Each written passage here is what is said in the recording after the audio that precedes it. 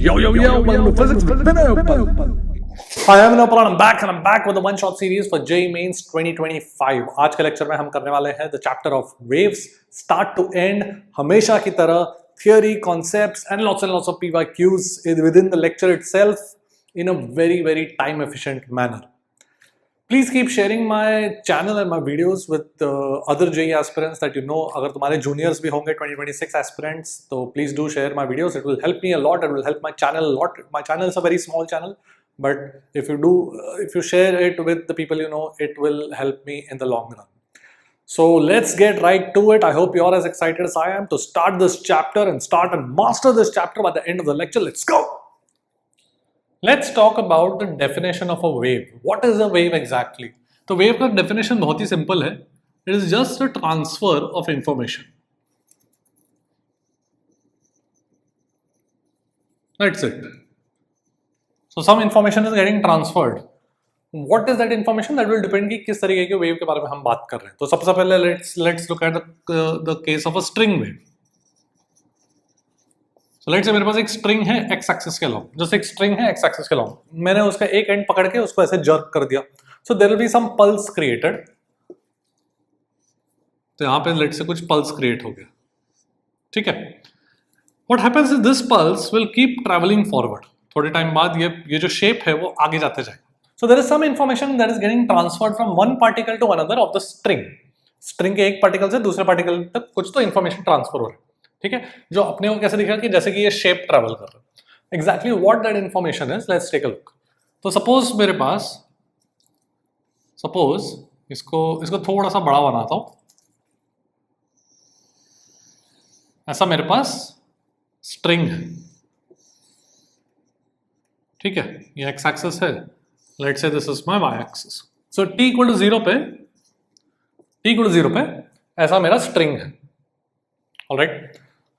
Now this shape is going to go forward. Physically, what does that mean? What exactly does that mean?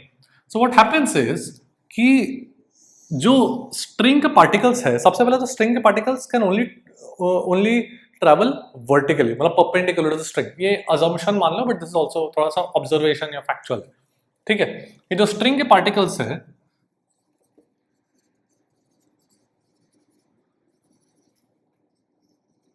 they travel perpendicular to the x-axis. मतलब they travel only parallel to the y-axis. The string particles are not traveling along the x-axis. वो अपन मान रहे हैं, ठीक है. तो यहाँ पर what is actually getting transferred is the y coordinate. मतलब क्या कि let's say कि the wave speed is 10 centimeter per second. ठीक है, या तो चलो मीटर्स में करता हूँ. Let's say it is 1 metre per second, ठीक है. सो लेट्स से ये x इक्वल टू 0 है. x इक्वल टू 0 पे y कोऑर्डिनेट 2 सेंटीमीटर है, तो मैं y कोऑर्डिनेट सेंटीमीटर्स में ले रहा हूँ एंड x कोऑर्डिनेट मीटर्स में ले रहा हूँ. Generally we in our syllabus we deal with low amplitude wave. Low amplitude मतलब इसका जो y कोऑर्डिनेट है very small compare to the x, ठीक है.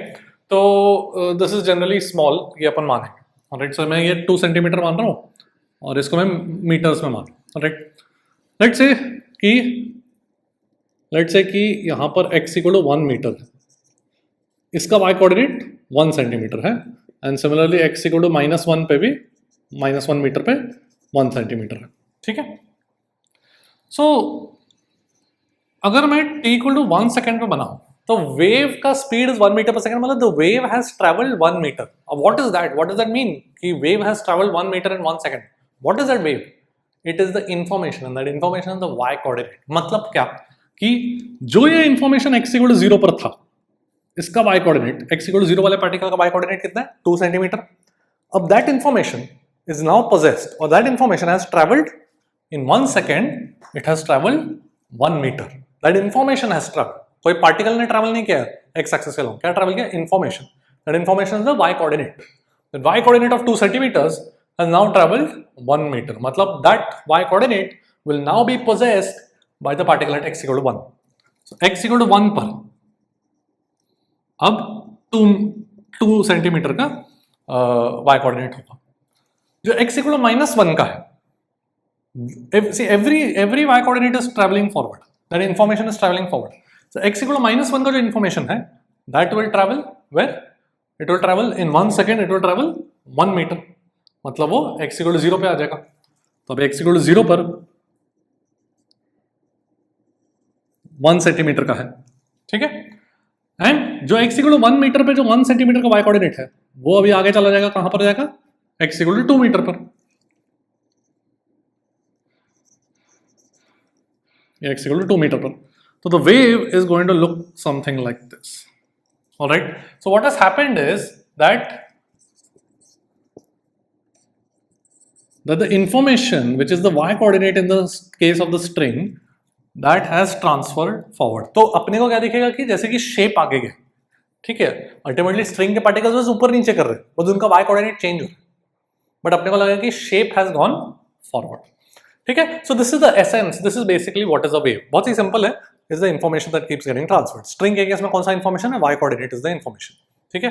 So the y coordinate keeps getting transferred.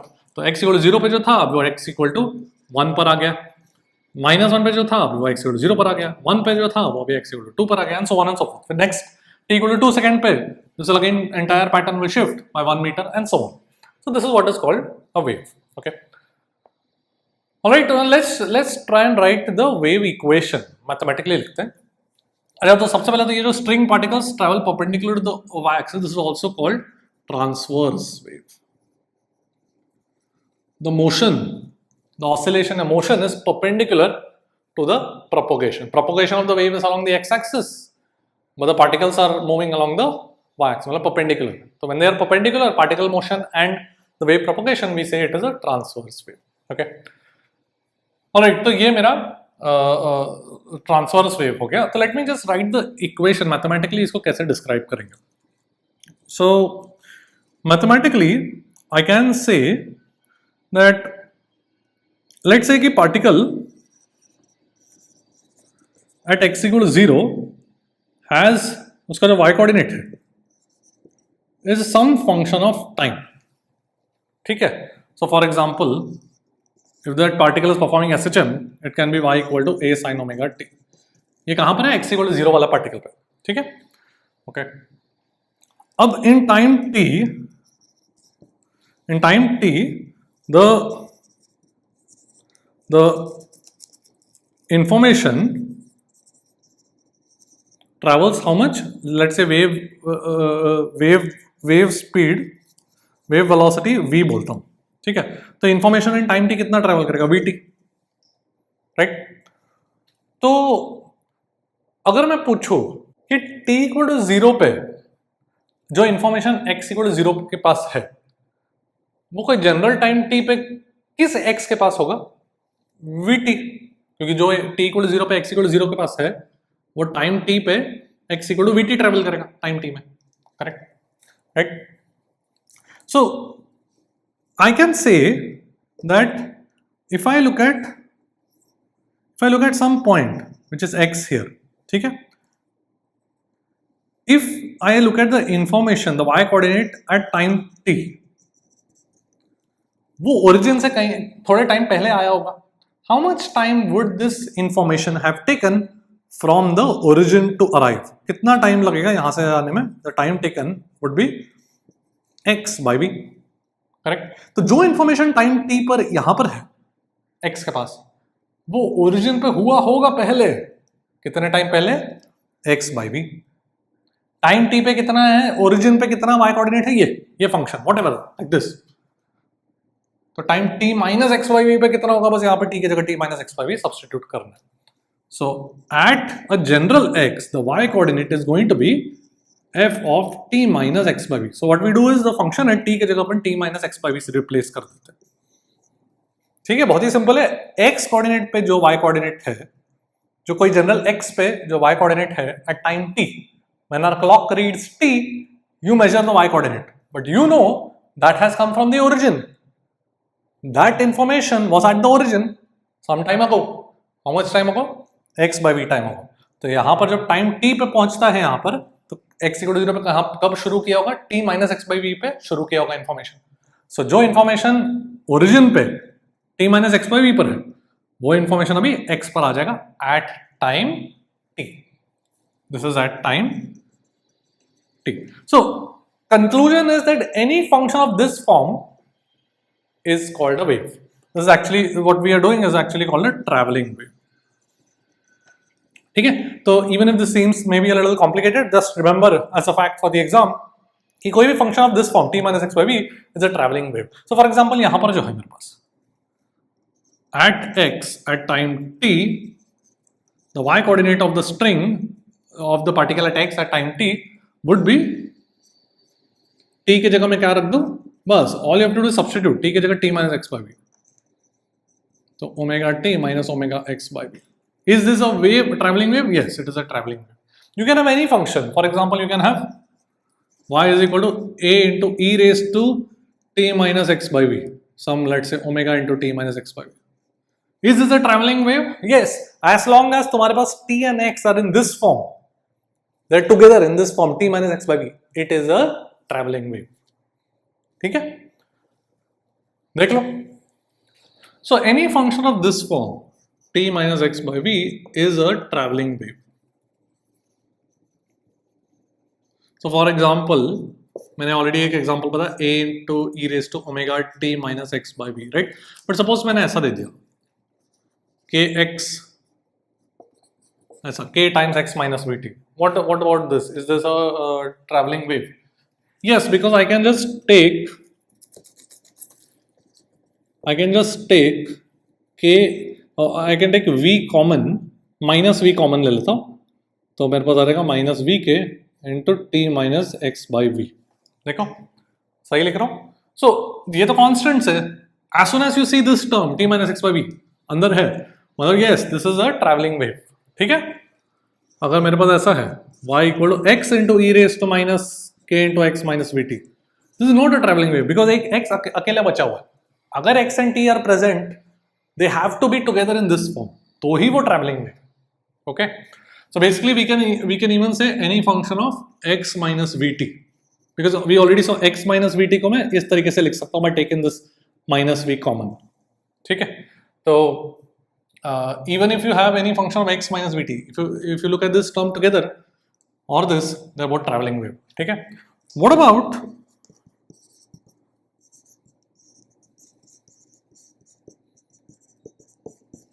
this? Omega constant है, a constant है, t plus x by v. Is this a mathematical expression for a traveling wave? Yes, it is. क्योंकि यहाँ पर it is exactly like this, but just v has been replaced by minus v. इसका मतलब basically this is a traveling wave traveling in the negative x direction. मतलब अगर मैं wave velocity बोलूँ, that would be minus v I cap. ठीक है, because ये क्या इसमें और इसमें क्या फर्क है, जस्ट v के जगह माइनस v आ गया यहाँ पर. So basically it's a travelling wave, just velocity of the wave is minus v cup, so it's travelling in the negative x direction. So any function of t minus x by v और x minus vt is a traveling wave and wave velocity is plus v I cap. Any function of t plus x by v or x plus vt, again v common लेके, तो मतलब v multiply कर, जैसे यहाँ पे x minus v t है, any function of x plus v t, they will both be travelling waves but the wave velocity is minus v i cap. So this form they all represent travelling waves. ठीक है, देख लो. Let's look at a question that came in JEE 2021. तो पूछा गया था, 4 options दिए थे और पूछा गया था which of the following represents a travelling wave. Very simple question, very simple answer. ये e raised to minus x square, we need the form, we need t and x to be grouped together in the form of x minus vt या t minus x by v ऐसा, right? This is not a traveling wave. ये देखो तो e raised to x अलग से है, t अलग से है, not a traveling wave. sin x अलग से है, cos omega t अलग से है, not a traveling wave. ये वाला yes, I can write this as 15 को अगर मैं कॉमन ले लूँ तो I can write it as, so this is of the form of x minus vt where v is 2 by 15. Right, so this is a travelling wave. अगर question में ये पूछा गया, इतना ही पूछा था तो क्वेश्चन तो सिंपल है. अगर क्वेश्चन में ये पूछा गया what is the wave velocity, will be 2 by 15 in the positive x direction. ठीक है, देख लो. अब जैसे हमने देखा कि x इक्वल टू 0 पे द y कोऑर्डिनेट अगर f ऑफ t है, then at a general x the y coordinate would be t की जगह अपन क्या रख देते हैं t minus x by v, ये हमने देखा. But we also saw that a wave can be expressed as a function of x minus vt, correct? We also saw कि f of x minus vt is also a wave, है कि नहीं? This is also a traveling wave. So what does this mean कि suppose similar to this, अगर तुमको t equal to 0 पर हर particle का x कोऑर्डिनेट और y कोऑर्डिनेट दिया गया,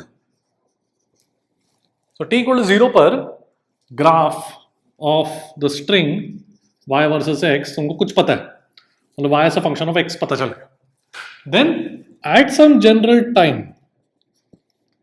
the y coordinate of a particle at x would B equal to x के जगह x माइनस vt. ये हम याद रखेंगे एग्जाम के लिए, ठीक है? Because basically x minus f of x minus vt is also a traveling wave. It represents a traveling wave. So if you know t equal to 0 पर y as a function of x, you can get the y coordinate at x at a particle at x at time t just by replacing x के जगह तुमको x के जगह क्या substitute करना है, x minus vt. एक example देखते हैं. Let's take a look at the question that came in JEE 2021. A wave travels in the positive x direction. t equal to 0 पे y का वैल्यू क्या दिया है, 1 over 1 plus x the whole square. So t equal to 0 पे y as a function of x string का shape दे दिया गया, ठीक है? t equal to 1 पे दिया गया y is equal to 1 over 1 plus x minus 2 का square. तो velocity of the wave क्या है? We know कि if I know कि t equal to 0 पर y is some f of x, then at time t the y coordinate of a particle at x would be x के जगह अपन क्या रख देते हैं, x minus vt if the wave is traveling in the positive x direction. तो बस अपने को कंपेयर करना है. So basically इस चीज को at t equal to 1 second I should replace x by x minus vt. t मतलब 1, so x minus v से replace करना चाहिए. So I should have 1 plus x के जगह x minus v, क्योंकि t equal to 1 है.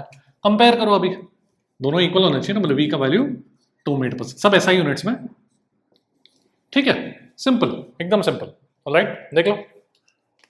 Now let's consider the most common sort of wave, which is sinusoidal wave. तो जहां पर y is equal to a sin omega t था, t के जगह हम t minus x by v रख देंगे, ठीक है? मतलब पार्टिकल SHM कर रहा है, तो particle at origin a sin omega t था, उसका y कोऑर्डिनेट, तो x कोई जनरल x पे t की जगह हम क्या रख देंगे, t minus x by v. हो सकता है एक सम फेज कांस्टेंट प्लस फाइव भी हो सकता है, ठीक है? ये सब हमने a sin omega t plus phi वाला कॉन्सेप्ट हमने SHM में देखा है. Alright, so this becomes a sin omega t minus omega by v x plus phi. So a sin omega t minus kx plus phi. So we've defined something called k which is equal to omega by v. ये इसका जो relation है, if I look at, see omega को मैं क्या लिख सकता हूँ, 2 pi into frequency divided by v. Now we have a relation, we define wavelength as v by f.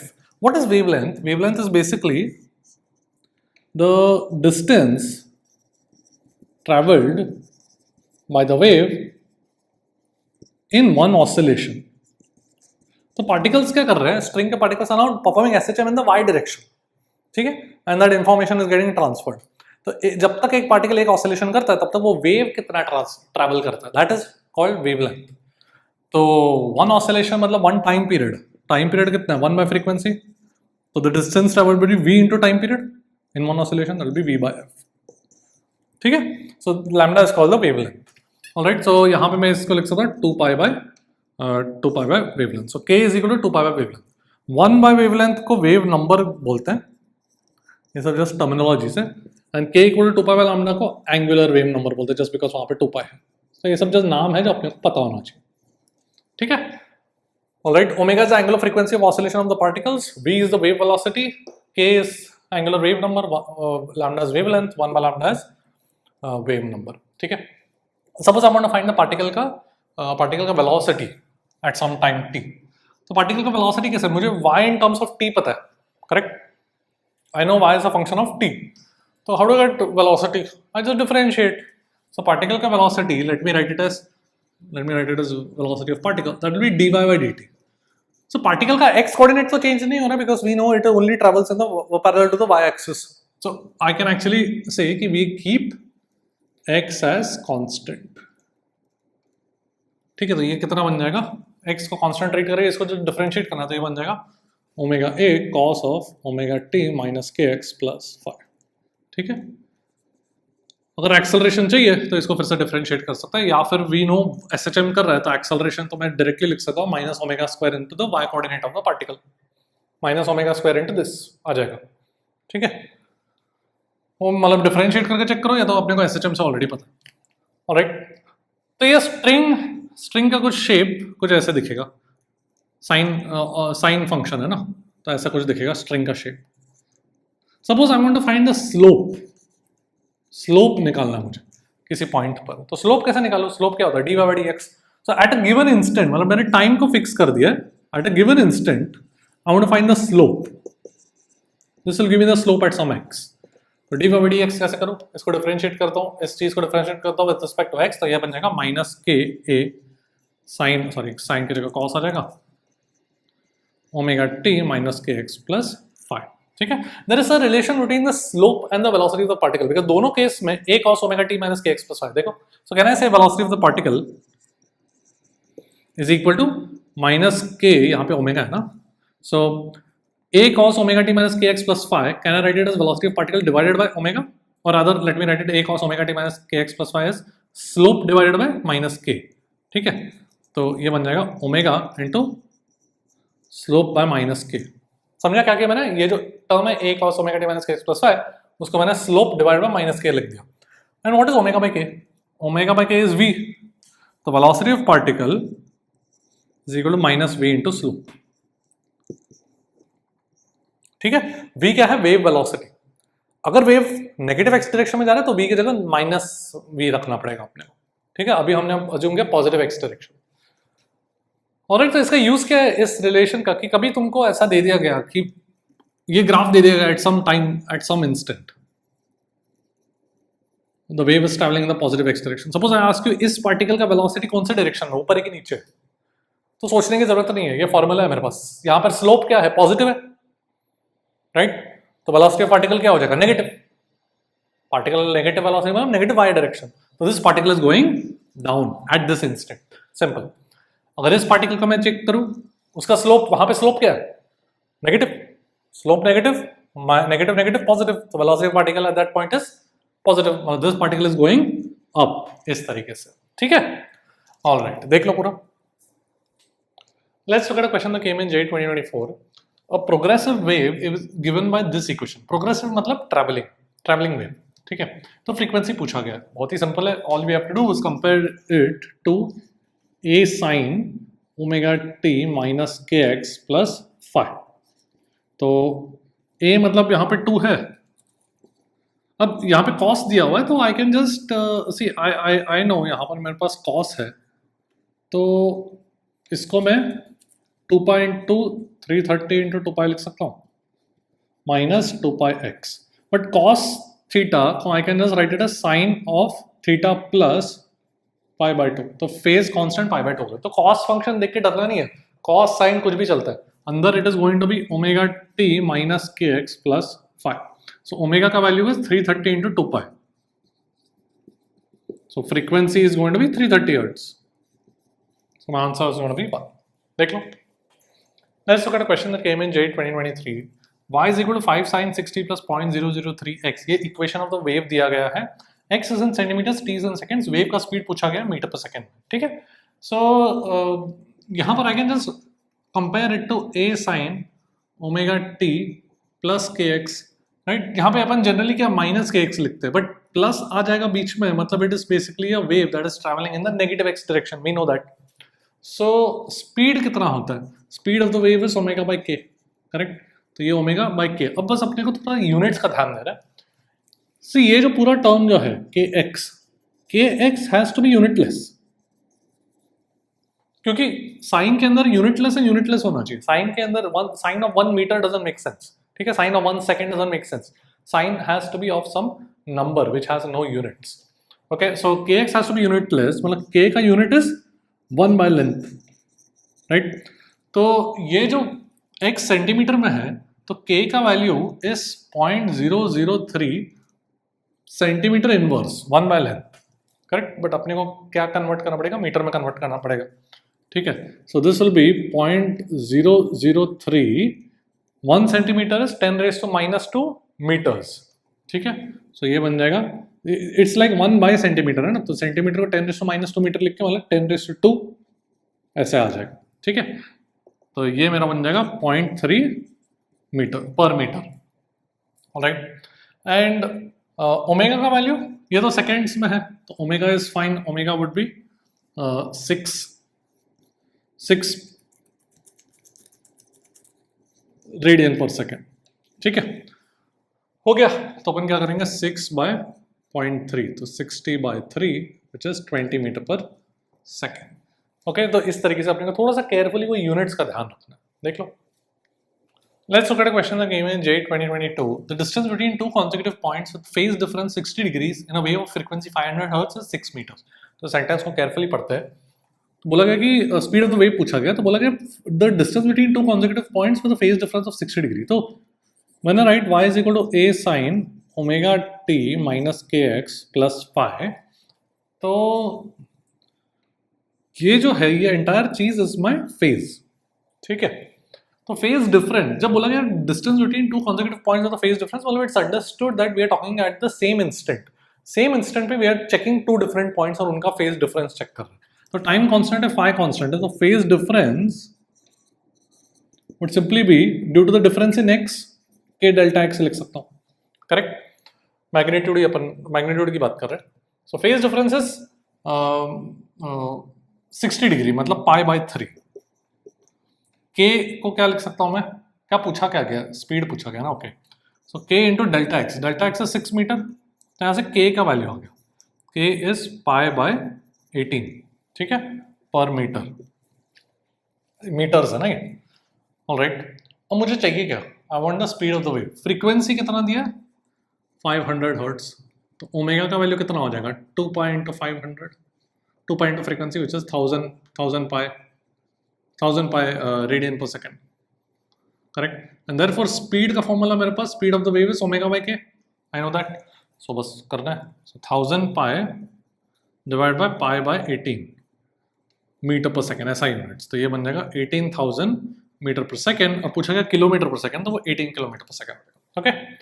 तो the only key to this problem was understanding what does this mean, phase difference between 2 points, it's understood, it's measured at the same time instant, तो time constant हो गया, तो k delta x को change किया by delta x, तो k into delta x becomes my phase difference, देख लो। Let's look at a question that came in J 2019, एक graph based question है। A progressive wave मतलब traveling wave is given by this equation, y is equal to a sin kx minus omega t plus phi। t equal to 0 पे graph plot किया y versus x, तो पूछा गया phase constant का value कितना हो सकता है, ऑप्शंस दिए गए थे, ठीक है। तो t equal to 0 पर अगर substitute t equal to 0 here, y का वैल्यू क्या हो जाएगा, a sin kx plus phi। So this is a sine function in terms of x. Now if you look at this graph, if I just look at the graph of, if I just look at the positive x axis, ऐसा graph है, right. तो what is this, this is a negative sine x curve, है कि नहीं, minus sine curve, correct. तो इसका मतलब we should have something of the form of minus a sin kx, तो मतलब फाई का वैल्यू क्या होना चाहिए, pi, sine of theta plus phi is minus sine theta, alright. देख लो, now let's talk about the speed of a travelling wave, speed of a wave in a string. तो कोई स्ट्रिंग है, उसमें अगर टेंशन T है string में, ठीक है, तो जो वेव ट्रैवल कर रहा है उसका जो स्पीड आता है that comes out to be equal to root T by mu,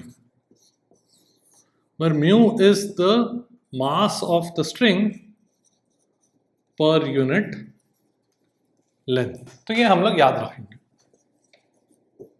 ठीक है। तो the speed of a wave in a string depends on the tension in the string and the linear mass density, इसको कभी कभार linear mass density भी बोलते हैं,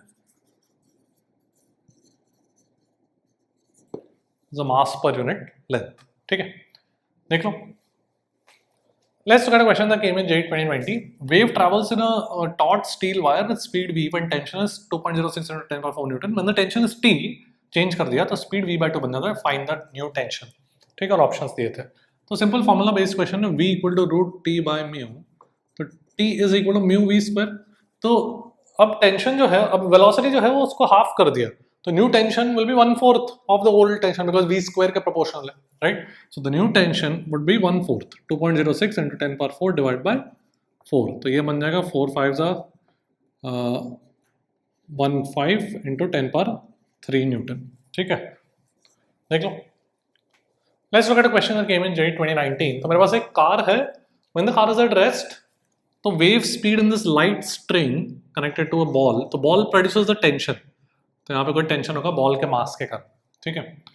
तो यहाँ पे अगर कोई वेव क्रिएट किया तो वेव स्पीड कितना दिया, 60 metre per second. Now when the car accelerates at a, the wave speed becomes 60.5 metre per second. तो एक्सेलरेशन का वैल्यू अप्रोक्सीमेटली पूछा गया, बोला था find approximately the value of the acceleration, ठीक है? तो this is a very nice question, but one thing is that यहाँ पे क्वेश्चन में एकदम क्लियरली मेंशन नहीं किया, but we have to assume that when the second situation is there, when the car accelerates at a, तो ये थोड़ा सा स्ट्रिंग टिल्ट होगा, बिकॉज अगर मैं कार के फ्रेम में देखूं तो एक ग्रेविटी के साथ एक, अगर सपोज एक्सेलरेशन राइट में है तो ग्रेविटी के साथ लेफ्ट में एक सूडो फोर्स भी लगेगा, यहाँ पे एक सूडो फोर्स लगेगा ma और ये mg, correct? So tension has to balance the resultant, so tension would B equal to, ये अपने को खुद डिड्यूस करना है, and we have to assume that the equilibrium is present in the frame of the car. बोला नहीं गया था but we have to assume that, ठीक है ना? कार के फ्रेम में बॉल स्टेशनरी, ऑलराइट? तो अब एक वेव क्रिएट किया तो स्पीड का वैल्यू 60.5 हो जाता है. सो सबसे पहले तो 60 जो है that is equal to root of tension. यहाँ पर टेंशन कितना हो जाएगा, mg के बराबर, mg by mu which is the linear mass density of the string. जब लाइट स्ट्रिंग बोलते हैं इट इज लाइट, मतलब it is mass is negligible compare to the ball, but still string का कुछ मास होगा बिकॉज ये म्यू तो है ना, ठीक है? वो understood. This is linear mass density, mass per unit length of the string, ठीक है? Okay, so 60 metre per second is root mg by mu, and now 60.5 is equal to mg की जगह भी क्या बन गया, mg square plus ma square, उसका square root. So tension is this, mg का स्क्वायर प्लस ma का square divided by mu, ठीक है? तो अब थोड़ा सा अपने को अप्रोक्सीमेशन करना पड़ेगा because we don't want to solve this entire thing. अपने को सॉल्व नहीं करना है, ठीक है? एग्जैक्टली पूरा कैलकुलेशन करने की जरूरत नहीं है. देखते हैं. तो सबसे पहले तो can I write this as mg को मैं बाहर ले लूं तो बन जाएगा, और अंदर क्या बचेगा, 1 प्लस a/g का स्क्वायर रेस टू हाफ. सही है? ये स्क्वायर रूट है ना, उसको मैं रेस टू हाफ लेंगे, mg बाहर ले ले तो यहाँ पे ma/mg मतलब a/g का स्क्वायर, उसका रेस टू हाफ. ऑलराइट, अब ये रूट mg बाय म्यू क्या है, 60 है, करेक्ट? सो दिस इज 60.5 है. So can I say 60.5 is equal to 60 times a square root of this, मतलब this raised to 1/4 हो जाएगा,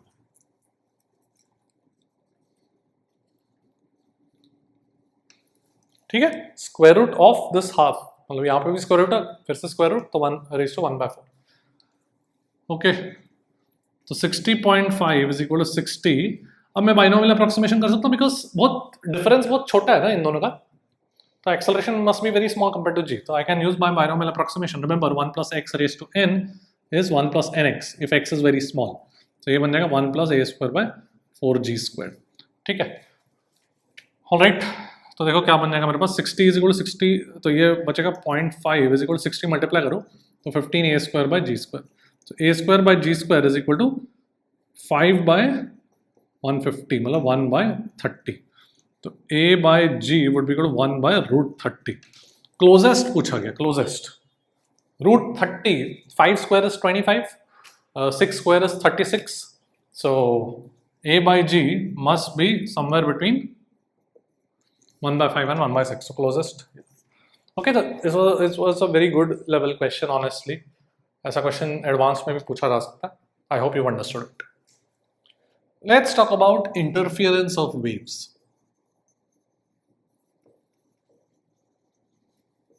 So suppose दो waves है मेरे पास, let's say y1 is equal to a1 sine of omega t minus kx plus phi 1 and y2 is equal to a2 sine of omega t minus k x plus phi 2. ठीक है, तो suppose दोनों waves simultaneously present है एक string में, तो what is going to happen is they are going to interfere, मतलब the resultant string का y coordinate is going to be y1 plus y2. Alright, now that will also be in the form of wave. अब उसको कैसे calculate करें? There is a very nice elegant way of doing it using the concept of a phasor. तो देखो what is a phasor बताता हूँ. तो सबसे पहले तो देखो ये क्या है, y1 is equal to a1 sine of something, y2 is equal to a2 sine of something, right. तो यहाँ पर if I just look at ये जो साइन फंक्शन है, can I just recollect vectors. और मैं बोलूँ कि मेरे पास अगर एक वेक्टर है, ये सब भूल जाओ, एक वेक्टर है जिसका angle theta with the x axis, तो a sine theta will be the y component of that vector. ये तो पता है ना अपने को, सबसे basic. So can I treat this as y components of some imaginary vector whose magnitude is a1 and the angle with the x axis, ये imaginary vector है, ये imaginary एक vector है, ठीक है. This has nothing to do with this x and y axis are not the string का x and y axis, ठीक है. This is an imaginary vector whose angle with this imaginary x axis is this omega t minus kx plus phi 1. And then I have another vector whose magnitude is a2, but the angle with that imaginary x-axis is omega t minus kx plus phi 2. दोनों का angle का जो बीच का difference है, let's call it theta, that is phi 1 minus और other phi 2 minus phi 1. ठीक है. So now मुझे चाहिए क्या? I actually want to add these two, which are basically the y components of these imaginary vectors. These imaginary vectors are called phasors. Okay, so instead of adding the y components of imaginary vectors, why don't I add the vectors themselves और फिर मैं y component ले लूँ? वो भी चलेगा ना. अगर दो वेक्टर का y component तुमको ऐड करना है तो पहले तुम वेक्टर को ऐड कर दो, वेक्टर एडिशन फॉर्मूला आता है अपने को, फिर उसका y component ले लो, है कि नहीं? तो वो कर लेते हैं. तो इसका जो रिजल्टेंट होगा, so I can basically say कि the resultant will be some vector this way, जिसका मैग्नीट्यूड को मैं a net बोलता हूँ, and let's say कि this angle with the let's say this angle is some alpha with a1. ठीक है.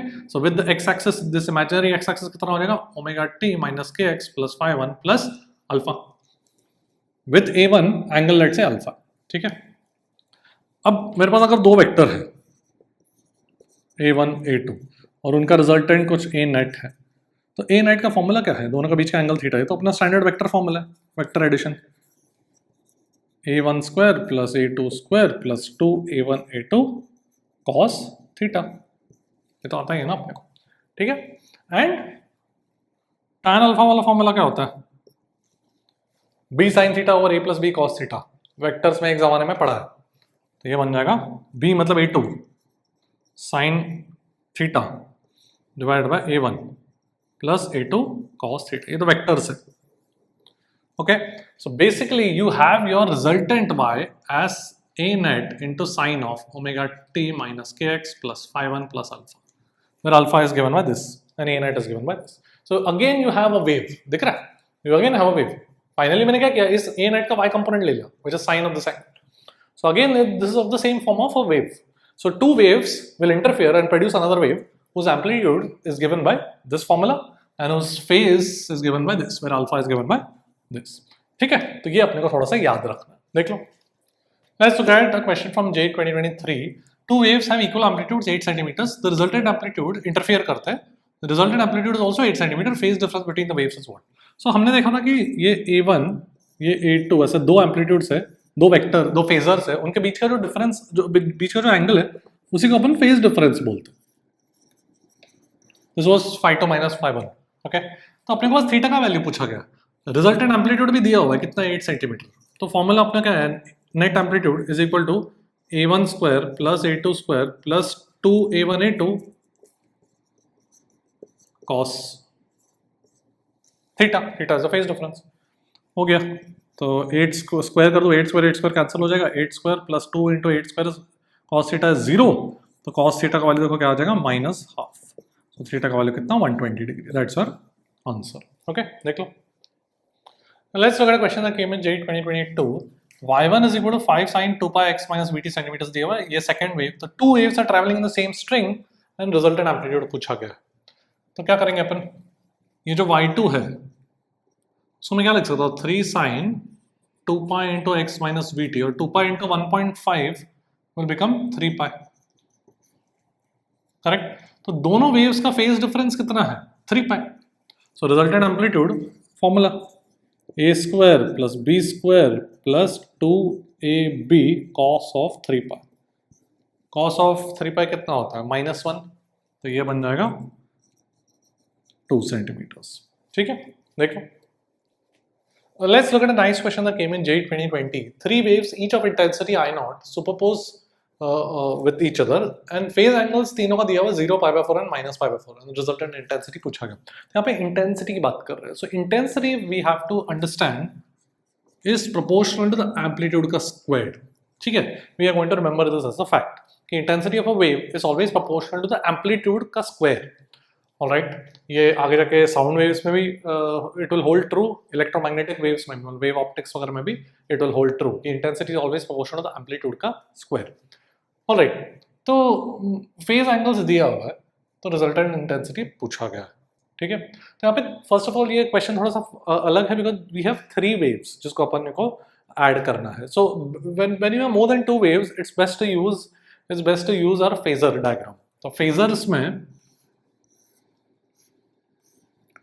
3 vectors को ऐड करना है। ठीक है, तो सपोज मेरे पास ऐसे 3 वेक्टर्स है, 3 वेक्टर्स को मुझे ऐड करना है, तो मैं तो इन तीनों को कैसे भी अरेंज कर सकता हूँ as long as the angles between them are fixed.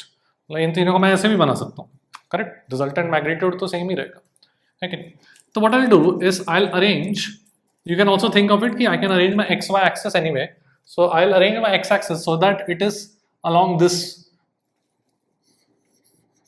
this wave, first wave। ठीक है, सो लेट्स से तीनों का इंटेंसिटी आई नॉट है, सो लेट्स से तीनों का एम्पलीट्यूड ए नॉट है।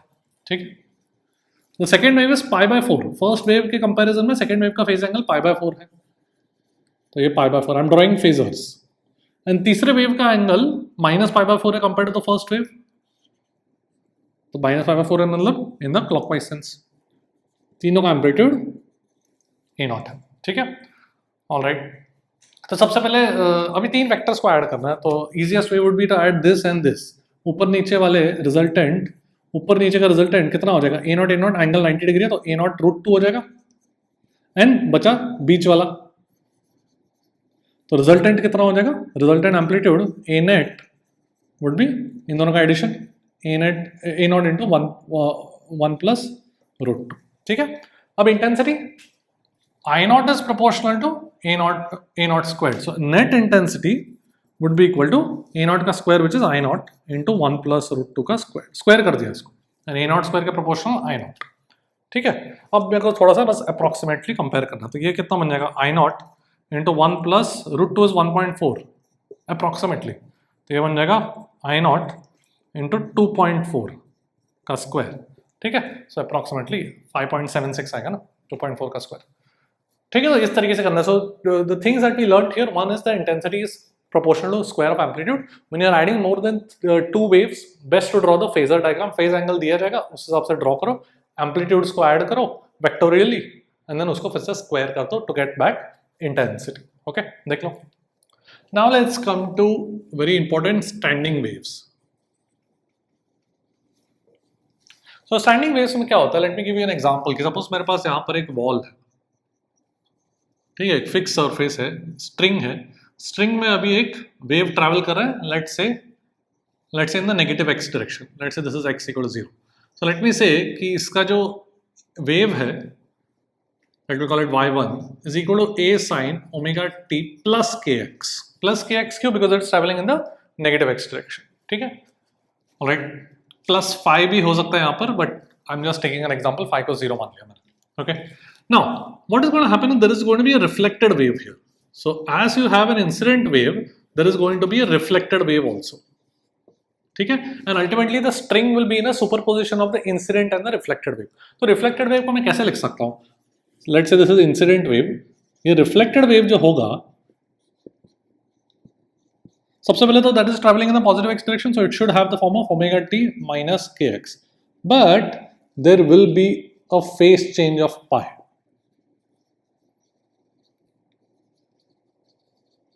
Compared to this, the reason is ये जो वॉल है, see the string का जो y coordinate है that will be incident plus reflected, correct? Continuous incident waves आ रहे, continuous reflect होते जा रहे, and the string is in a superposition of, basically it's like two waves traveling in the string, so string is in a superposition, मतलब दोनों का y coordinates का add कर दो, ठीक है?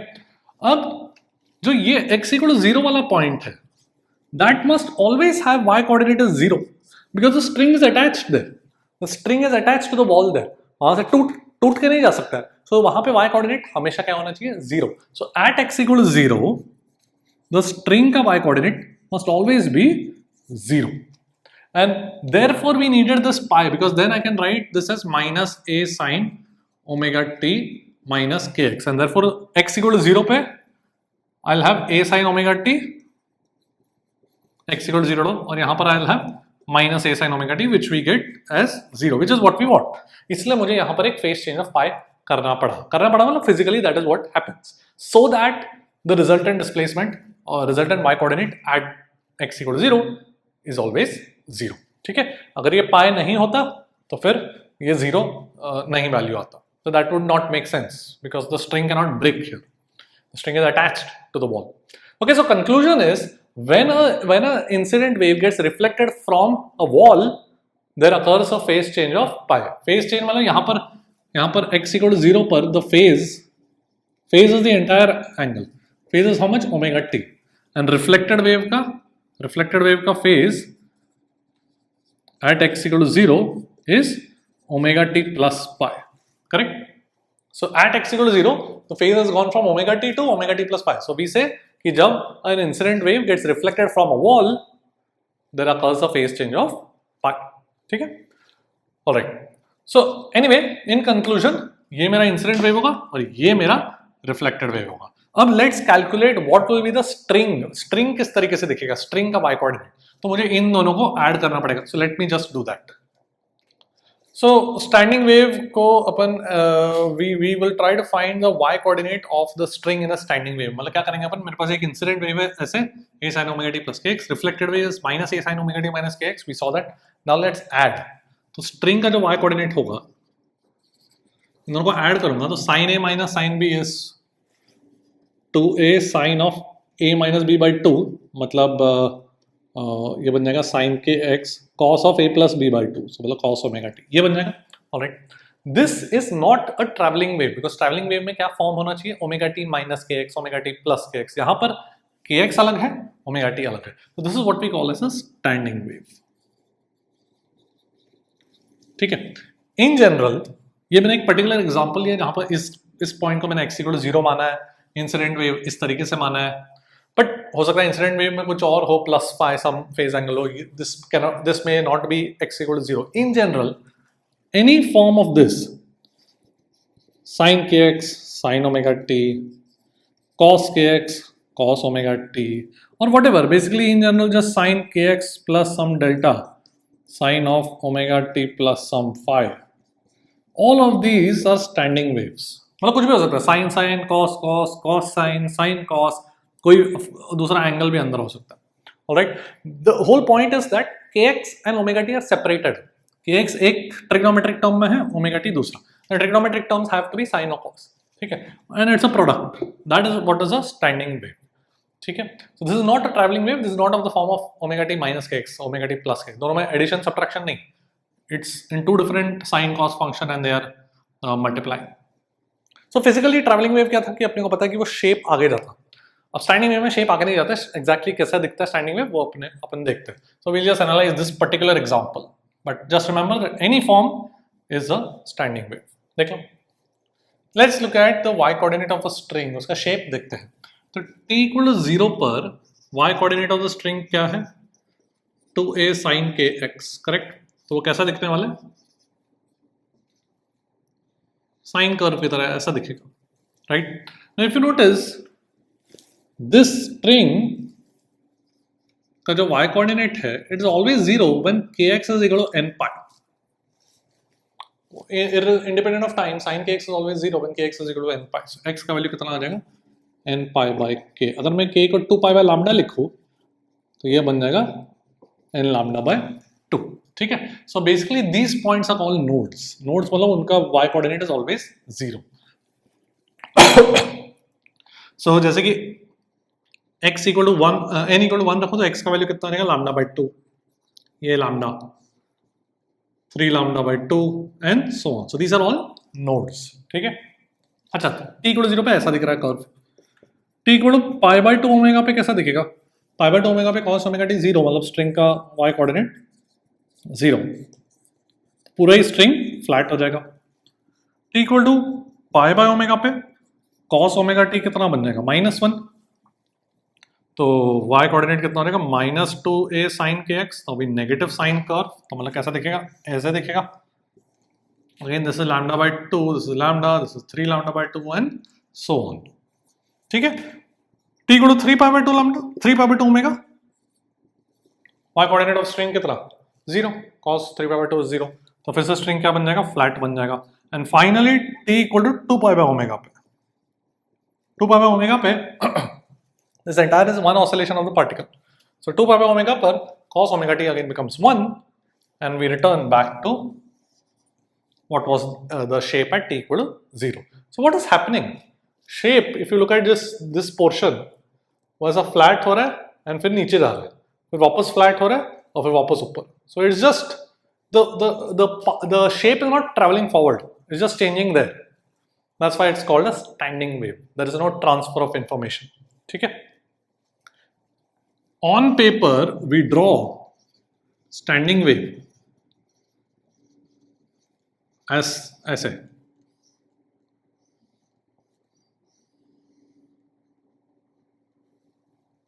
क्या किया? We draw both the extreme positions. So अगर 0 to lambda by 2 पे देखो तो एक extreme position ऐसा है t equal to 0 पर. फिर t equal to pi by omega पे ऐसा है. तो we draw both of them just to denote कि ये एक स्टैंडिंग वेव है. ऐसा नहीं है कि यहाँ पे दो स्ट्रिंग है, एक ही स्ट्रिंग है बट दो अलग टाइम इंस्टेंट्स पर हमने स्ट्रिंग को ड्रॉ किया. ठीक है. ऑलराइट. तो ये जब ड्रॉ करते हैं तो अपने को पता चलता है कि हाँ they are talking about standing wave. Still one string only. ठीक है. These are the two extreme positions at two different time instants but they are drawn together on the paper and इसको लूप बोलते हैं. All of each of these is called a loop. In real loop नहीं रहता है because एक ही string है मतलब at a given instant तो या तो ऐसा दिखेगा या तो ऐसा दिखेगा या तो ऐसा दिखेगा ऐसे ना. तो बट इसको जस्ट loop बोलते हैं. loop length कितना होगा? how much will be loop length? lambda by 2. ठीक है. alright. एंड ये जो नोड्स हैं, ये जो नोड्स हैं यहाँ पर उनके एग्जैक्ट बीच में the amplitude of the particle is maximum. तो उनको कहते हैं एंटी नोड्स. ठीक है. Each particle is performing SHM. This is something into cos omega T, that is SHM. And ये जो दिस इज द इसका magnitude is the amplitude of the particle at x. तो हर एक x का अलग अलग एम्पलीट्यूड है. ठीक है. किसका मैक्सिमम होगा एम्पलीट्यूड? वो उसको क्या बोलते हैं अपन? Anti nodes. ठीक है. तो anti node is exactly in between nodes. तो क्या होगा? ये लैम्डा बाय 2 है तो ये लैम्डा बाय 4, लैम्डा बाय 4. फिर इसका कोऑर्डिनेट कितना हो जाएगा? x coordinate 3 lambda bye 4 and so on. ठीक है. ऑलराइट. और मैक्सिमम और एंटी नोड का एम्पलीट्यूड होगा कितना? एंटीनोड का एम्पलीट्यूड कितना होगा? 2a. That is the maximum amplitude that you can have. a was the amplitude of the incoming travelling waves, the incident and reflected. ठीक है. ओके. देख लो. तो प्रैक्टिकली कैसे क्रिएट करते हैं स्टैंडिंग वेव कि मेरे पास एक स्ट्रिंग है connected between two walls and then you plug the string. ठीक है. और you bring a tuning fork and place it close to the string. What happens is जो ट्यूनिंग फोर्क का फ्रीक्वेंसी है वो फ्रीक्वेंसी स्ट्रिंग को भी मिल जाता है. तो the condition is that these 2 points are fixed to the walls and therefore they must be nodes. ये भी नोड. ठीक है, बाकी कोई कंडीशन नहीं स्टैंडिंग वेव पे। So ultimately what are the possible modes, these are also called resonant modes, just नाम है। What are the possible modes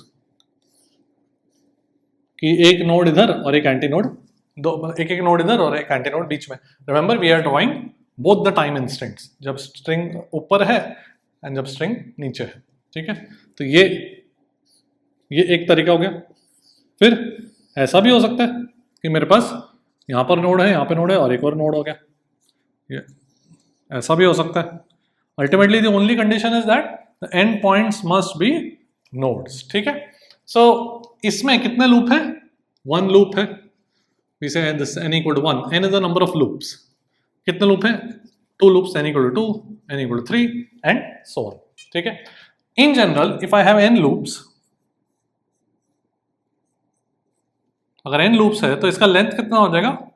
n into lambda by 2, because एक loop length is lambda। अगर ये the distance between the walls अगर l है तो I can say n lambda by 2 is equal to l, so lambda is equal to 2l by n, and lambda को मैं v by f लिख सकता हूँ, the speed of the traveling wave divided by frequency। ये standing wave is made up of 2 traveling waves है ना, so speed of traveling wave divided by frequency।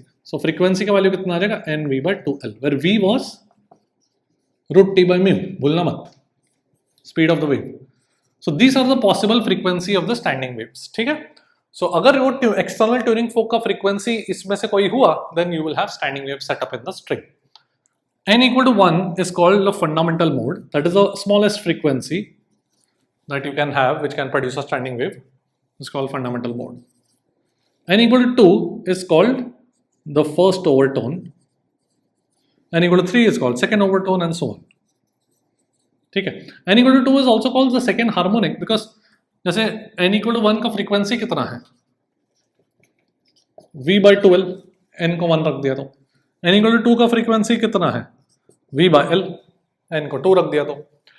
this frequency is double the fundamental frequency, so we say it is second harmonic। Harmonic मतलब कितना times, कितना multiply करना पड़ेगा to get the frequency, fundamental frequency को कितना time से multiply करना पड़ेगा to get n equal to 2 वाला, कितने से? 2 से मल्टीप्लाई करना पड़ेगा। n equal to 3 will be called which harmonic? Third harmonic, because इसका फ्रीक्वेंसी कितना हो जाएगा? 3v by 12, so this is 3 times the fundamental frequency, so it is called third harmonic, simple, okay, all right। देख लो, let's look at the concept of a sonometer। तो practically कैसे अपन इस standing waves को setup करते हैं कि मेरे पास एक वायर है, ये कोई पुली है, पुली के अराउंड जा रहा है कनेक्टेड टू सम ब्लॉक, ठीक है। तो इस वायर में टेंशन कितना हो जाएगा? mg, right, and these are clamps, so clamps can be moved, all right। दोनों के बीच का डिस्टेंस l है। so ये जो पॉइंट्स है, they are nodes because they cannot go through the clamp, है ना, they cannot go through the clamp के ऊपर रेस्ट कर रहे हैं, so these are nodes। so basically you can change the distance between 2 clamps to shift to change l। अब एक tuning फोक को लेकर आते हैं and you place the tuning fork close to the string and you can have, if the tuning fork का frequency matches one of the resonant modes का frequency, then you will have standing wave setup, ठीक है। so मेरे पास frequency हो जाएगा nv by 2l, where v is tension is mg divided by mu, mu is the mass per unit length of the string, okay। यहाँ पर standing wave generate हो सकता है, depends on क्या frequency, तो उस हिसाब से n का value determine होगा। देख लो, let's look at a question that came in JEE 2024। The sonometer wire of resonating length 90 centimeters has fundamental frequency 400 Hz। मतलब resonating length मतलब कुछ नहीं, basically you have set up standing wave here, तो ये distance is 90 centimeter, ठीक है, and frequency, fundamental frequency कितना है? 900 Hz, so 400 Hz, so 400 is equal to v by 2l, l is 90 centimeter, ठीक है, v is root t by mu। अब second situation में resonating length of the same wire for the fundamental frequency 600 hertz, तो अभी हमने 600 hertz कर दिया, but fundamental frequency ही है, so we have to change the length. ये मूवेबल क्लैम्प से you have to change the length under the same tension, तो सेम टेंशन है, सेम वायर है, तो root T by mu same है, मतलब दिस v का वैल्यू सेम है, ठीक है, पर अब हमने we have changed the length, तो अब फ्रीक्वेंसी कितना है 600 hertz, should be equal to v by 2l। ठीक है, अभी अपने को l का वैल्यू निकालना, तो v का वैल्यू v बाई 2 का वैल्यू कितना हो गया 400 इंटू 90 सेंटीमीटर, करेक्ट। तो जहाँ पे सब्स्टिट्यूट कर देते हैं, सो 400 अपने को क्या चाहिए l चाहिए ना, so l will be equal to 400 into 90 centimetre divide by 600। ठीक है, तो 2/3, तो ये बन जाएगा 60 centimetre. Alright, so 60 centimetre length कर दिया, then 600 will be the new fundamental frequency. देख लो, let's look at a question that came in JEE 2021। मेरे पास एक वायर है connected between two rigid walls, उसका लीनियर मास डेंसिटी दिया हुआ है, टेंशन दिया हुआ है, at for some mode the resonating frequency is given to be 500 hertz. The next higher resonating frequency is 550 hertz. Find the length of the wire. So can I say 500 is equal to NV by 2L, correct? अब मुझे मुझे N का value नहीं पता, I don't know whether it is fundamental or we don't know that, okay? And 550 is the next mode, मतलब N+1,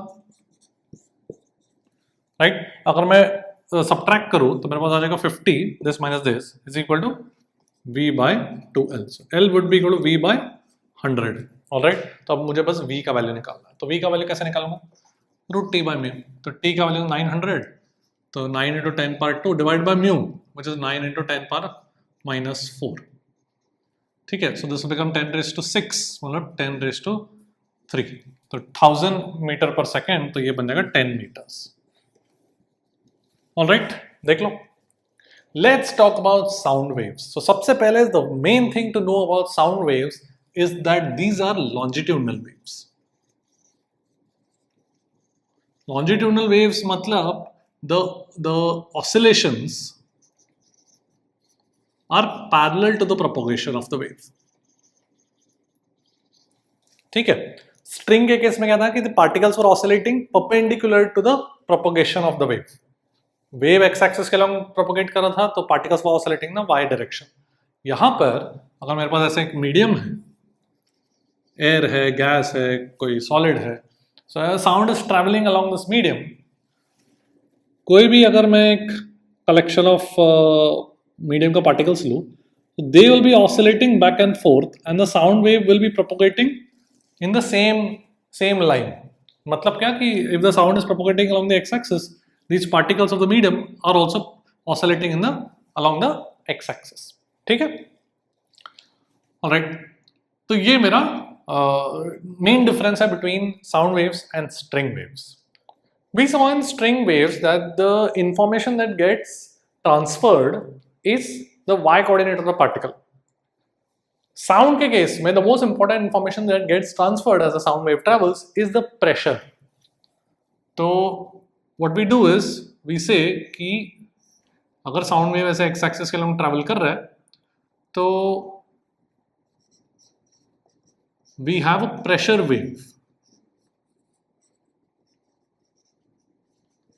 We have a pressure wave that is traveling. This is the form of a wave. Omega t minus kx plus phi is the form of a sinusoidal wave. P naught is the amplitude of the pressure wave. What is delta P? So delta P is actually the change in pressure when the wave travels. ठीक है, it is a change in pressure because of the sound wave. तो अगर initially अगर मैं air में देख रहा हूँ, तो एयर में अगर मेरे पास कोई साउंड वेव नहीं है, तो क्या प्रेशर होगा, एटमॉस्फेरिक प्रेशर होगा। अब एक साउंड वेव ट्रैवल कर रहा है, so the actual pressure is the atmospheric pressure plus the change in pressure. ठीक है, ऑलराइट, तो ये मेरा प्रेशर जो इंफॉर्मेशन है that is travelling in the form of a wave. अब we know that the speed of a wave is omega by k, ये तो हमको पता है, राइट। स्ट्रिंग के केस में स्पीड कितना था, रूट टी बाय म्यू। यहां पे स्पीड ऑफ साउंड वेव आता है root B by rho, where B is the bulk modulus. Let's recap what is bulk modulus. ये properties of matter chapter में पढ़ते हो। So what is bulk modulus? Bulk modulus is the ratio of the change in pressure divided by the change in volume. This is the volume or you can call this is the stress and this is the volume strain. Stress by strain is my bulk modulus. ठीक है, तो bulk modulus is negative of change in pressure. So negative क्यों है? So that to keep bulk modulus positive. तुमने अगर pressure बढ़ाया तो volume, कोई मटेरियल का वॉल्यूम कंप्रेस हो जाएगा. तुमने एक्सटर्नल प्रेशर बढ़ा दिया तो उसका मटेरियल का वॉल्यूम क्या हो जाएगा? छोटा हो जाएगा. ठीक है, तो delta V would be negative if delta P is positive. So bulk modulus would be positive. To keep bulk modulus as a positive number, we have introduced a negative sign in the definition of bulk modulus. तो ये definition है मेरा. ठीक है, अब gases के लिए अगर जनरली हम साउंड वेव्स इन गैस के बारे में बात करते हैं, तो गैस के लिए what will be the bulk modulus, उसके बारे में बात करते हैं. पहले देख लो. सो इट टर्न्स आउट कि गैसेस में the sound propagation is adiabatic. Adiabatic मतलब क्या? कि there is no energy exchange. Adiabatic मतलब हीट ट्रांसफर जीरो था. So as a sound wave propagates the medium compresses and rarefacts. मतलब compress होता है, रेरिफैक्शन मतलब एक्सपांड होता है. ठीक है, as a sound wave propagates. तो वो जो कंप्रेशन एंड रेरिफैक्शन है, दैट प्रोसेस इज एडियाबैटिक. ये अपने को फैक्चुअली याद रखना है. ठीक है, सो अगर वो एडियाबैटिक है तो इसका मतलब let's calculate the bulk modulus. तो बल्क मॉड्यूलस क्या था? Minus delta P divide by delta V by V. So gases के लिए we use the infinitesimal version, ये वाला, because this is generally for this definition generally for solids and liquids. For gases it becomes the infinitesimal version. ठीक है, तो यहाँ पे हो जाएगा minus v d p by d v. Now we know कि p v raise to gamma is a constant. तो adiabatic process में d p by d v comes out to be minus gamma p by v. तो ये differentiate करके तुम खुद ही check कर सकते हो. सिंपल सा डिफरेंशिएशन है. तो बल्क मॉड्यूलस देखो कितना बन जाएगा. सब्स्टिट्यूट करते हैं यहाँ पर, तो ये बन जाएगा माइनस गामा, सॉरी माइनस हट जाए गामा पी. तो ये हम याद रखेंगे. For ideal gases in an adiabatic process the bulk modulus is gamma P, and therefore the speed of sound will be how much? b by rho. Rho is density. ठीक है, so gamma p by rho. We can also use the ideal gas formula, ideal gas equation, p is equal to rho RT by m. तो ये बन जाएगा root of gamma RT by m. Correct. तो ये चीज सबसे important है जो हम याद रखने वाले हैं. Alright, what is m? m is the molar mass of the gas. The main thing यहाँ पे जो मिस्टेक होता है, फॉर्मूला तो सिंपल है. The main thing that mistake happens is कि molar mass of gas generally students grams में डाल देते हैं यहाँ पर, but actually अपने को SI units में करना है, तो you have to put it in kilograms. Okay, देख लो. Let's look at a question that came in JEE 2023. The ratio of the speed of sound in hydrogen to oxygen at the same temperature is what? So speed of sound in hydrogen to oxygen would be gamma RT by m for hydrogen divided by root of gamma RT by m for oxygen. Correct. अब gamma for दोनों diatomic molecules है. What is gamma? Gamma is Cp by Cv. Correct. तो diatomic molecules दोनों है, तो दोनों का gamma same रहेगा. So this is basically the only difference is molar mass अलग अलग. So ये बन जाएगा molar mass of O2 divided by molar mass of hydrogen. ठीक है, तो ये 32 ग्राम्स डिवाइड बाय 4 ग्राम्स. यहाँ पे ग्राम ग्राम डिवाइड हो जाएगा, तो we don't need to convert into kilogram. तो 32 by 4, sorry 32 by 2 grams. So hydrogen is 2 grams, this is 32 gram. 32 by 2 is 16, तो ये रेशियो 4:1 हो जाएगा. ओके, सिंपल है, देख लो. Let's talk about loudness. So loudness of a sound is given by, देखो इस तरीके का फॉर्मूला होता है. तो ये जो फॉर्मूला है, देखो केयरफुली अपन इसको देखते हैं. 10 log I by I naught. I is the intensity of the sound wave. I naught is actually the minimum intensity that can be heard on an average by humans. तो वो उसका value होता है 10⁻⁻12 watt per meter square. Intensity, what is intensity? Power per unit area. So power by area, watt per meter square. ठीक है. And the units is decibels. Loudness का unit bel होता है, and decibel is basically 10⁻⁻1 bel. ठीक है, so 10⁻⁻1 bel is decibel. Alright, तो ये मेरा लाउडनेस का फॉर्मूला है। ओके, तो जैसे कि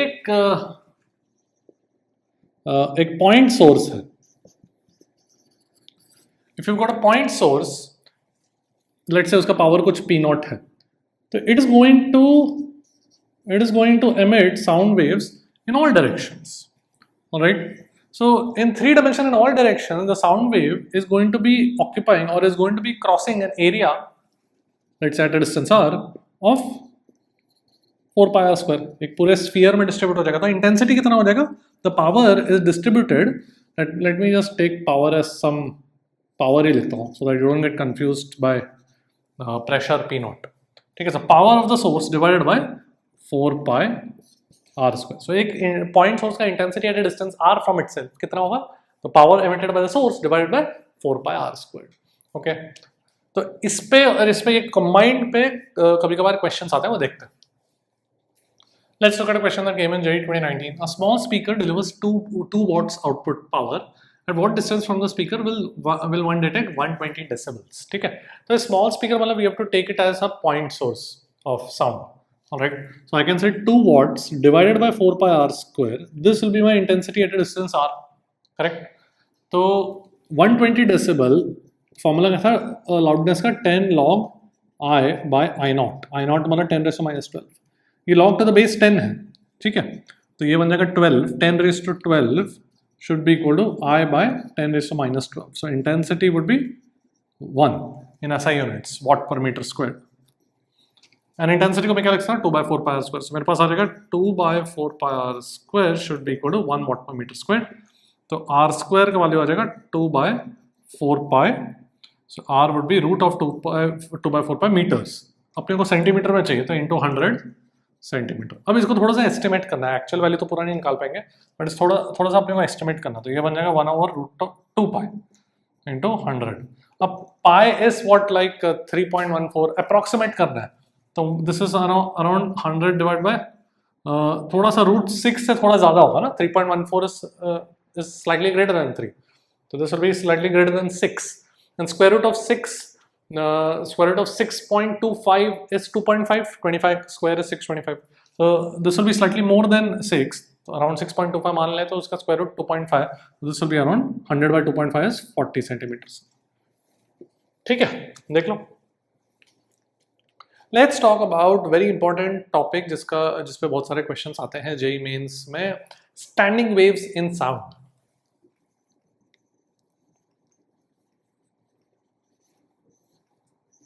So standing waves are created typically in organ pipes. Organ pipes are, suppose you have a pipe, you have an open pipe here, ठीक है, and तुम tuning fork लेते हो and you set up some sound waves। जो tuning fork का frequency होता है वही frequency वो air molecules भी उसी frequency से vibrate करते हैं, तो वही frequency sound wave का भी बन जाता है inside the organ pipe। ठीक है, तो let's say I have an open pipe here। So open pipe, physics में open pipe मतलब open at both ends। ठीक है, it's open at both ends, तो यहां पर भी ओपन है, यहां पर भी ओपन है।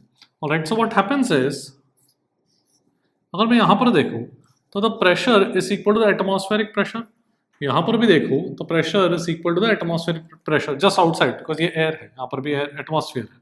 ठीक है, ऑलराइट, तो जो the change in pressure, the pressure wave है, that is the change in pressure because of the pressure wave, right? So ये is zero at the open ends, because what was delta P? It was the actual pressure minus the atmospheric pressure। atmospheric pressure के बराबर ही है actual pressure यहाँ पर, the total pressure is equal to atmospheric pressure because it's exposed to atmosphere, and therefore यहाँ पर the change in pressure is zero। So this is my pressure wave का value 0, well that is basically a node, so this is a pressure node। So now what we are going to do is we are going to try and find out कि क्या possible frequencies है to set up standing waves in this open pipe। तो यहाँ both ends पे nodes है, ठीक है, दोनों ends पे nodes है। Now this reminds us of something we've seen in strings, string connected to rigid wall on both ends, तो दोनों एंड पे नोड्स है। तो यहाँ पर पॉसिबल मोड्स क्या थे, रेजोनेंट मोड्स क्या थे, ऐसा था, ऐसा था, and so on. Correct? Same thing here. यहाँ पर what we are drawing is the shape of the string. We are drawing the y coordinate as a function of x, and we are drawing both the time extremes. ठीक है, both extremes से, जब ऊपर है पूरा string, जब नीचे है पूरा string, दोनों instants में हम draw करते हैं when we represent a standing wave on paper, right? यहाँ पर what was the information that was getting transmitted in a sound wave which is traveling? Pressure. यहाँ पर we are going to plot pressure versus x. यहाँ पर y coordinate versus x है, यहाँ पे pressure versus x. So what happens, मेरा जो pressure है, प्रेशर वेव है, वो स्टैंडिंग वेव है. So it will be something of this form कि some p naught into sin kx sin omega t. p naught is some constant, और it can be p naught into sin kx cos omega t. Basically product of sin kx sin omega t cos kx sin omega t, whatever. ठीक है, जैसे standing wave हमने strings में देखा था वैसा ही है, बस यहाँ पर y कोऑर्डिनेट था, यहाँ पर प्रेशर. सो जो एक्सट्रीम पोजिशंस है प्रेशर का, we are going to plot that. कैसे प्लॉट करेंगे हम लोग, जैसे ये y कोऑर्डिनेट है, तो ये मेरा प्रेशर का मैक्सिमम वैल्यू हो गया at each point and then minimum value. ठीक है, तो दोनों इंस्टेंट्स में हम प्लॉट करेंगे. मतलब जैसे कि मैं अगर बोलूँ कि प्रेशर का इस पर्टिकुलर सिचुएशन में when sin omega t becomes 1, तो p naught sin kx will be the maximum value at a given at this time when sin omega t becomes 1, है ना. तो p नॉट साइन kx हमने plot किया, and then sin omega t becomes -1, तो minus p naught sine kx. दोनों extremes पे we are plotting. ठीक है, तो ये मेरा फंडामेंटल मोड हो जाएगा, exactly like this. Fundamental mode हो जाएगा n इक्वल टू 1. फिर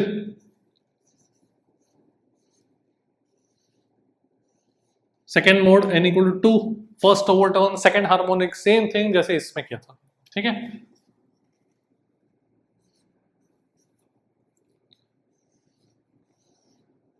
and so on. n equal to 3, which will be third harmonic, second overtone and so on. जैसे हमने स्ट्रिंग्स किया वैसे ही. ठीक है, सो फ्रीक्वेंसी भी वही आने वाला है जो हमारे पास स्ट्रिंग्स में था, which was nv/2l. This is the fundamental mode. Fundamental frequency n equal to 1 डालेंगे तो v/2l हो जाएगा, where v is root gamma RT/m. Okay, तो ये रहा मेरा standing waves in an open pipe. अब एक और तरीके का पाइप आता है क्लोज्ड पाइप, उसके बारे में भी बात करते हैं. पहले ये देखिए, क्लोज्ड पाइप की बात करते हैं.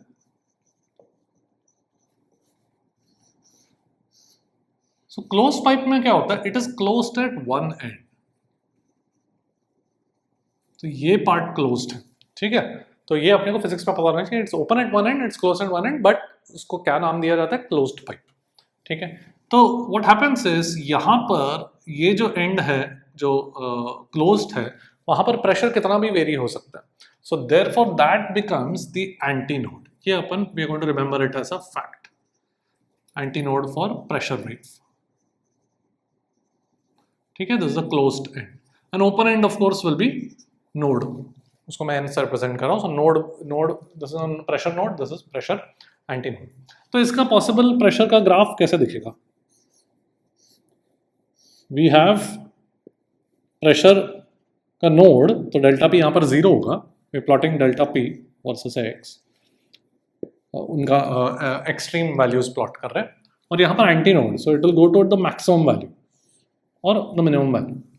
ठीक है, the two extremes. So this will be the fundamental mode. यहाँ पर एंटी नोड होना चाहिए बिकॉज क्लोज्ड एंड है. ओके, अनदर पॉसिबिलिटी क्या है, ये नोड ये एंटी नोड तो फिक्स्ड है, this is node, this is antinode, that is the only condition. तो द अदर पॉसिबिलिटी इज यहां पर नोड, एक और node and then antinode, और node node node and then anti node.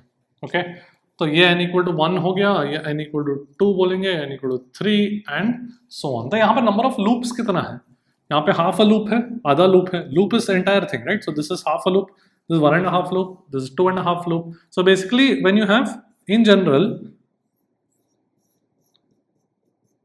in general you'll have n minus half loops. ठीक है, n equal to 1 पे half a loop, n equal to 2 पे 1.5 loop, n equal to 3 पे 2.5 loop, and so on. In general, you'll have n minus half loops. तो अगर ये length l है तो n minus half into one loop length कितना है? lambda by 2. So one loop length is lambda by 2 into n minus half should be equal to the length of the pipe. तो lambda का value कितना आ जाएगा? lambda का value आ जाएगा 4l divided by 2n minus 1, and frequency would be v by lambda. So 2n minus 1 v by 4l, or I can just write it as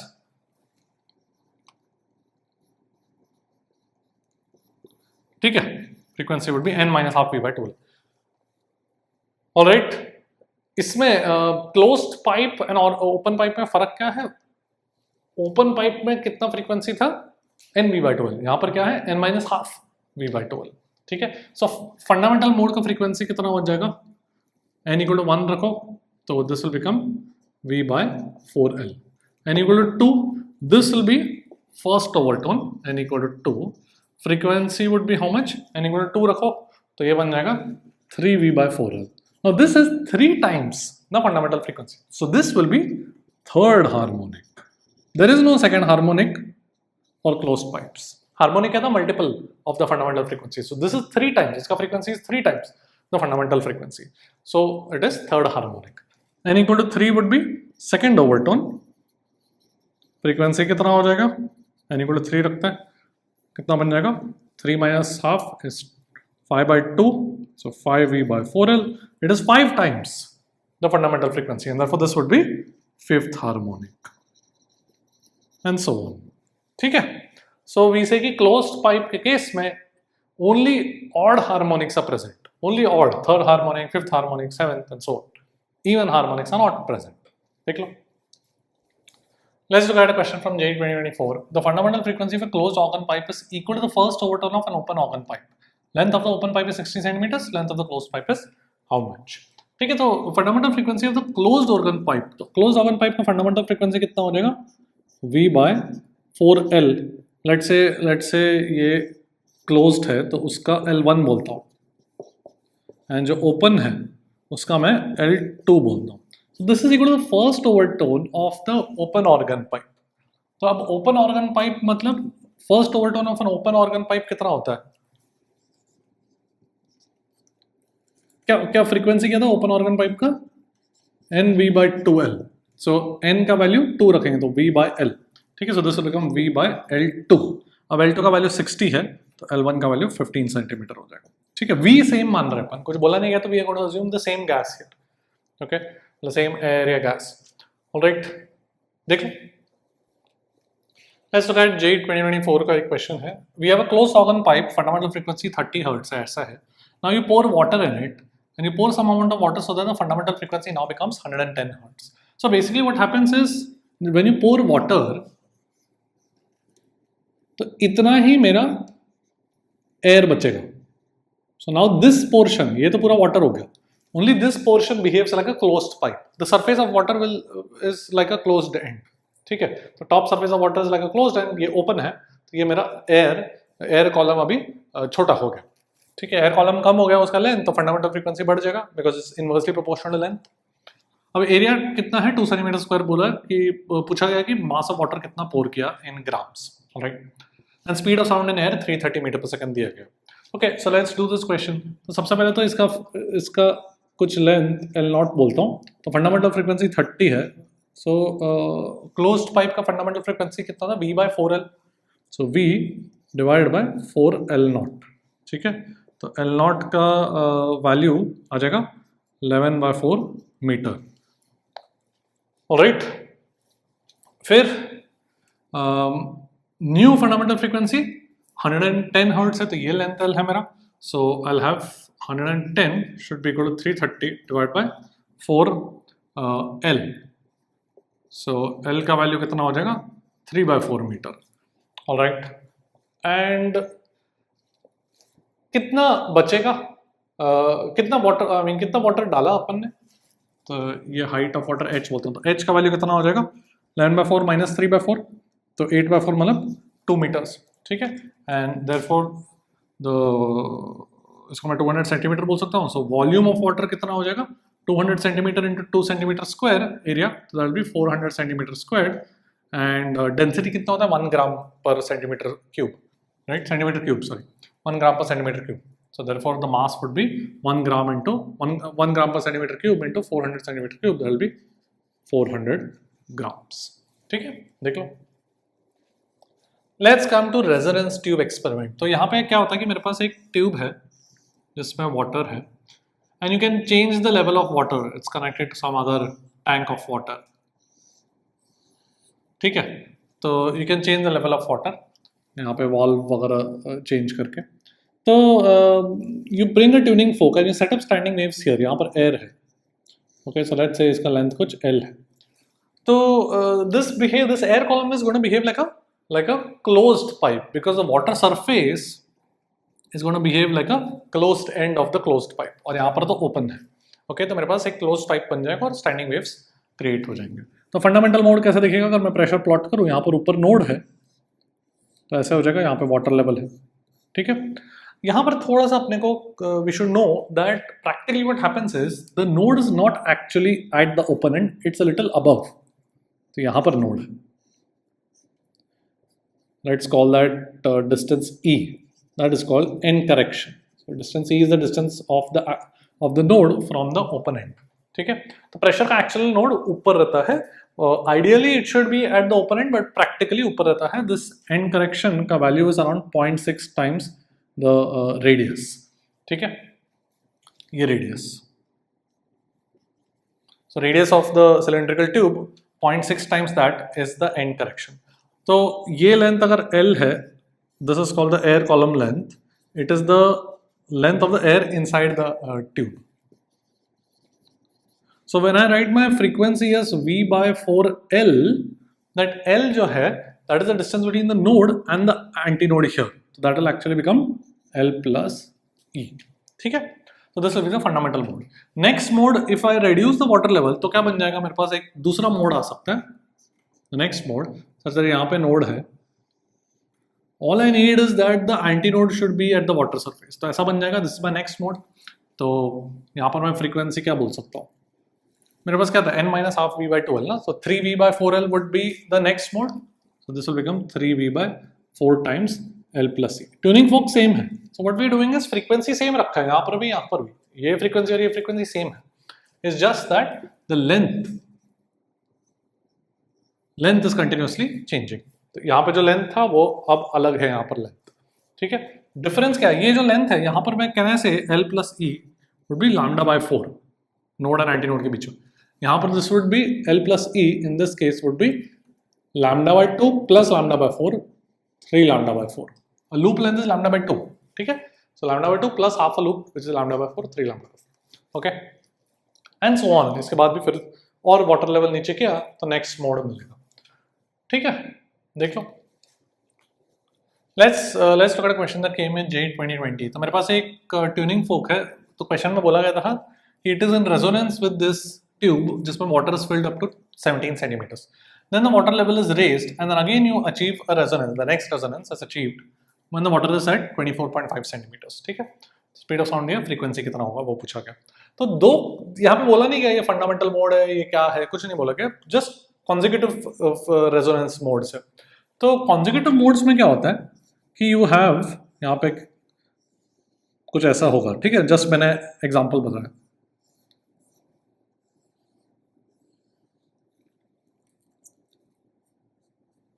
So the difference between two consecutive modes is one loop. As you keep going to the next mode, आगे या पीछे, next mode या previous mode, you keep increasing one extra loop length.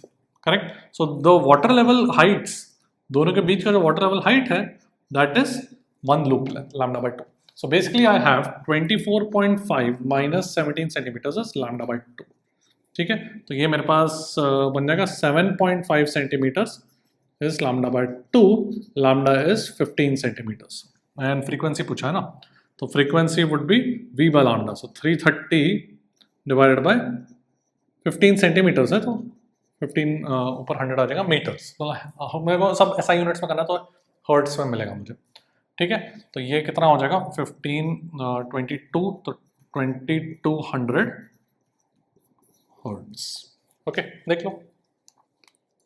Let's look at a question that came in JEE 2021। मेरे पास एक resonance tube column है and उसमें 6 centimetre diameter दिया हुआ है, मतलब वहाँ पे डायमीटर कहाँ पे यूज होगा, रेडियस निकालने पे and then end correction. Okay, and then tuning fork of 504 hertz is used for the first resonance. What is the air column length? ये क्वेश्चन पूछा गया था। Speed of sound 336 metre per second दिया हुआ है। So I know frequency for the first would be 4 times L, L नहीं L plus E, क्योंकि node ऊपर होगा थोड़ा, और E का वैल्यू भी कितना हो जाएगा 0.6 into radius, so 0.6 into 3 centimetre, right, 1.8 centimetres would be the end correction. Right, so frequency कितना दिया 504 एंड स्पीड कितना 336 divide by 4 times L plus E। L is what we want, ठीक है, ऑलराइट। तो ये बन जाएगा 4 इंटू 84, करेक्ट। तो L प्लस 1.8 वुड बी, अच्छा अब ये जो 1.8 सेंटीमीटर्स है ना, तो ये सब SI यूनिट्स में दिया हुआ है। तो अगर मैं मीटर में कन्वर्ट, सॉरी इसको सेंटीमीटर में कन्वर्ट कर दूँ तो इंटू 100 कर दूंगा, ठीक है, alright. And this should be equal to, अगर 14 से 14 into 6 is 84, so this will become 3 into 6, सही लिख रहा हूँ, 14 3 42, 14 6 84, ठीक है। तो ये 6, तो L plus 1.8 centimetres would be 100 by 6, which is 50 by 3, which is 16.67 centimetres बोल सकता हूँ, ठीक है।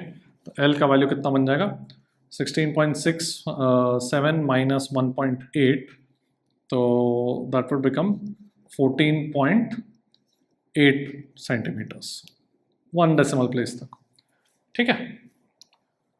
देख लो, let's look at the concept of beats. तो अगर मेरे पास 2 साउंड वेव्स है, इनका frequency is differing slightly, F and F plus delta F, then they together they interfere and they produce what is known as beats. तो what happens is, जो intensity है, intensity varies with time, something that like this, ठीक है।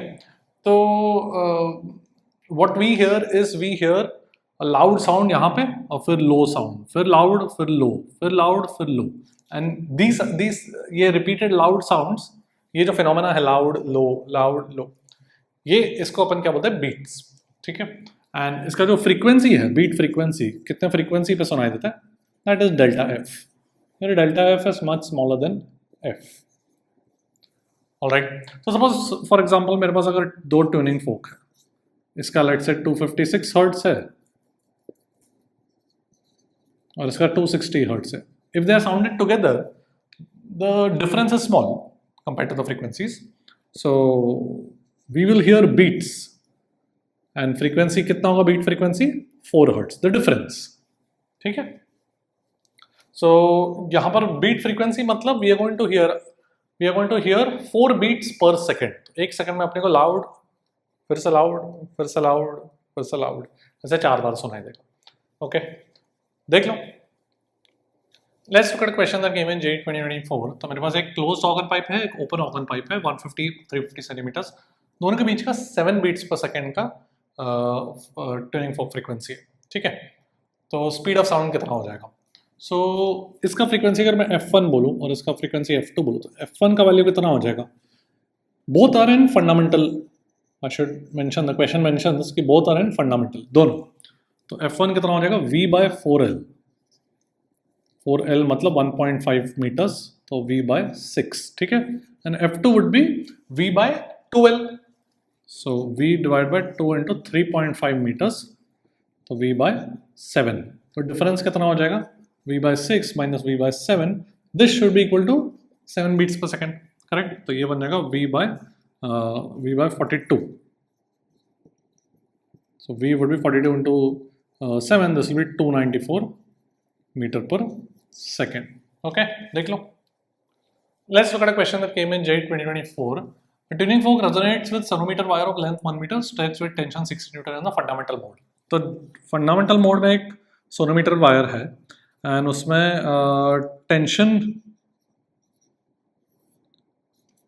Tension है 6 Newton. ये मेरा length हो गया. तो कैन आई से जी बोला tuning folk resonates with the sonometer wire, मतलब दोनों का फ्रीक्वेंसी सेम है. सो ट्यूनिंग फोक का frequency is equal to fundamental mode में कितना हो जाएगा v/12, करेक्ट? तो v का वैल्यू कितना हो जाएगा √t बाय में और 1/2L, ठीक है? अच्छा, अब क्या बोला गया? When the tension is increased to 54 newtons, the same tuning fork produces 12 beats per second. तो when अब इस टेंशन को 54 कर दिया तो फ्रीक्वेंसी कितना हो जाएगा 1/12 √t by mu 54 by mu, correct? ये frequency, the new frequency minus the tuning fork frequency which is equal to this is equal to आ गया 12, ठीक है? ऑलराइट, तो 54 को मैं क्या लिख सकता हूँ? Can I write it as 9 into 6. तो ये ट्यूनिंग फोक फ्रीक्वेंसी f है, सो कैन आई से दिस इज 3f. 9 into 6, 9 बाहर आ जाएगा, 3 बन जाएगा. तो 3f minus f is 12, so 2f is 12. So f का वैल्यू आ जाएगा मेरे पास 6 हर्ट्ज. सो ट्यूनिंग फोक का फ्रीक्वेंसी 6 हर्ट्ज. ओके, देख लो. That's it for today. We've covered everything in waves. String waves भी कर लिया है, interference of waves किया है, standing waves किया है, sound waves किया है, speed of sound, standing waves, resonance tube experiment, beats का concept कर लिया है. So we've covered everything, start to end, theory, concepts and lots of PYQs. So अब तुम्हारे ऊपर है, तुम last 4-5 years के PYQs कर लेना, then you will be a master of this chapter. So any question that comes in your JEE Mains 2025 shift, you should be able to get it. All right, so please keep sharing my videos with your juniors. मेरे channel share कर लेना with your juniors who might find it helpful, with other JEE 2025 aspirants. So it will keep me going and keep this one shot series healthy and strong. All right, so that's it for today. I will see you next time, and I will see you at the top.